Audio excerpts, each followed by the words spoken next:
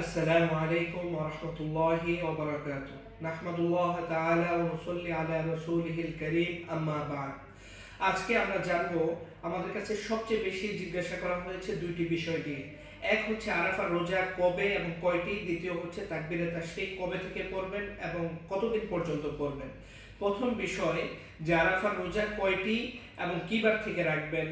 রাসূল সাল্লাল্লাহু আলাইহি ওয়াসাল্লাম বলেন, সিয়ামু ইয়াউমি আরাফাতা ইন্নী আহতাসিবু আলাল্লাহি আন ইউকাফফিরা আস-সানাতাল্লাতী ক্বাবলাহু ওয়াস-সানাতাল্লাতী বা'দাহু।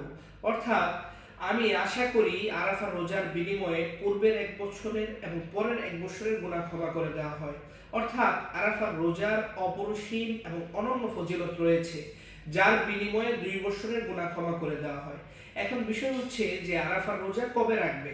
আমাদের দেশে আরাফার রোজা হচ্ছে 6 জুন শুক্রবার দিন, আর আরাফার রোজা হচ্ছে একটি, আর সে রোজাটি হচ্ছে শুক্রবার দিন।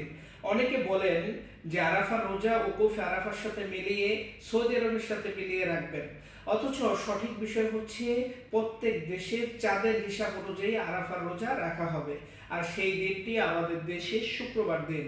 আর আরাফার রোজা কয়টি? আরাফার রোজা হচ্ছে একটি।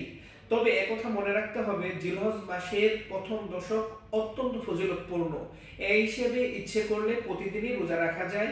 তবে কেউ যদি একান্ত সম্ভব না হয় তাহলে অবশ্যই আরাফার রোজা রাখা, কারণ এ রোজার বিনিময়ে 2 বছরের গুনাহ ক্ষমা করে দেওয়া হয়।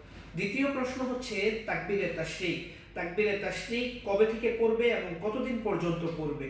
তাকবীরে তাশরিক হচ্ছে আল্লাহু আকবার, লা ইলাহা ইল্লাল্লাহু আল্লাহু আকবার ওয়ালিল্লাহিল হামদ। এই তাকবীরটি 6 জুন শুক্রবার থেকে 10 জুন মঙ্গলবার পর্যন্ত মোট 23 ওয়াক্ত নামাজে, প্রত্যেক ফরজ নামাজের পরে পুরুষগণ উচ্চ স্বরে এবং নারীগণ নিম্ন আওয়াজে একবার পড়া ওয়াজিব।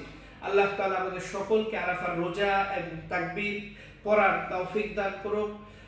আসসালামু আলাইকুম ওয়া রাহমাতুল্লাহি ওয়া বারাকাতুহু।